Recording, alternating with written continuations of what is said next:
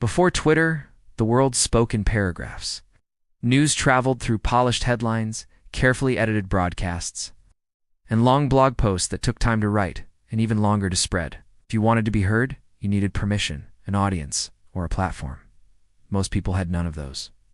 The internet was growing fast, but it still felt heavy, slow, formal.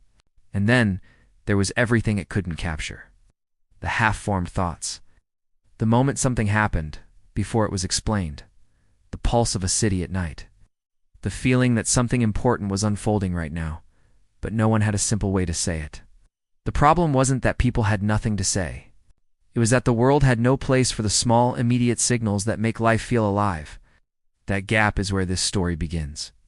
Jack Dorsey didn't grow up dreaming of building a social network. He was obsessed with systems. As a kid, he was fascinated by maps, by cities viewed from above, by how movement and information flowed through streets like blood through veins. He listened to police scanners late at night, not for drama, but for patterns. Calls came in. Cars were dispatched. Signals moved. Order emerged from chaos. To Jack, cities weren't just places, they were living networks. That idea followed him everywhere, even when he struggled in school, even when he dropped out, even when he felt like an outsider, unsure where he fit. What made sense to him wasn't institutions or titles. It was flow. Who needed to know what and when. Years later, that quiet obsession would collide with a very different problem. Jack found himself at a small startup that was supposed to reinvent podcasting. The company was drifting. The product wasn't working. The team was talented but unfocused. Conversations stretched late into the night as they searched for a lifeline. And during one of those wandering discussions, Jack kept circling back to a simple question. What if you could tell a small group of people what you were doing right now? Not in a long message, not in a blog post, just a short signal, a digital pulse. At the time, it sounded almost pointless. Why would anyone care? That question would haunt Twitter for years. But to Jack, the idea wasn't about ego or self-promotion. It was about presence. About knowing where people were, what was happening, without needing a meeting or a phone call. Like dispatch systems. Like city scanners. Short messages, constantly updating, painting a living map of human activity. The idea took shape in the simplest way possible. Text messages. Phones already had them. Networks already supported them. No new behavior required. Just a new way of thinking. Instead of asking people to publish, Twitter asked them to check in. The early version was rough. Messages were capped because phones demanded it, not because anyone thought brevity was beautiful. The interface was plain. The purpose was unclear even to the people using it. But something strange started happening. People didn't just share what they were doing. They shared what they were seeing, hearing, feeling, a concert, a protest, a joke, a fear. It wasn't asking for finished thoughts. It welcomed fragments, and that changed everything. Doubt was constant. Some saw Twitter as a distraction from real products. Investors didn't understand it. Critics mocked it relentlessly.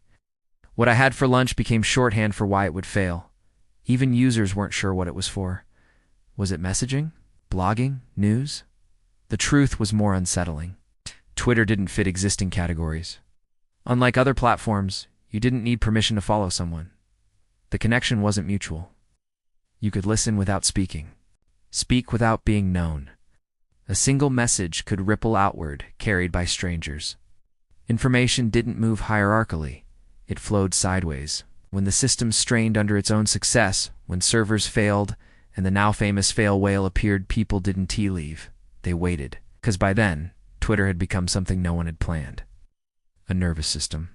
When something happened in the world, it appeared on Twitter before it appeared anywhere else. Not polished, not verified, but immediate. Raw, human, earthquakes, elections, revolutions, joy, grief. Twitter didn't create these moments, it revealed them. Of course, the story wasn't clean or easy. Inside the company, leadership clashed. Jack was pushed out, brought back, questioned constantly. The same clarity that gave him vision sometimes made collaboration hard. Twitter grew faster than its ability to govern itself. The very openness that made it powerful also made it dangerous. And yet the core idea held, that small signals matter, that you don't need to finish your thought for it to be worth sharing. That communication doesn't have to be perfect to be meaningful. Twitter challenged a quiet assumption of its time, that publishing required polish and that voices needed gatekeepers. Replace that with something messier and more honest. A stream of consciousness at global scale. The world changed because of it. Journalism changed. Politics changed. Activism changed. Even how we understand public opinion changed. Power shifted not because Twitter told people what to think, but because it let them speak when they otherwise couldn't. For better and for worse. Jack Dorsey's story isn't about inventing tweets. It's about seeing value where others see noise. About trusting a strange, simple idea when the world asks you to justify it with spreadsheets and certainty. He didn't try to build a monument. He built a channel, a way for human signals to move faster than institutions. And that's why his story still matters today, because the next breakthrough won't look important at first. It will seem trivial, maybe even annoying. But if it captures something real, something human, it might quietly reshape how the world connects. Innovation doesn't always announce itself with clarity. Sometimes it whispers in 140 characters and waits for someone brave enough to listen.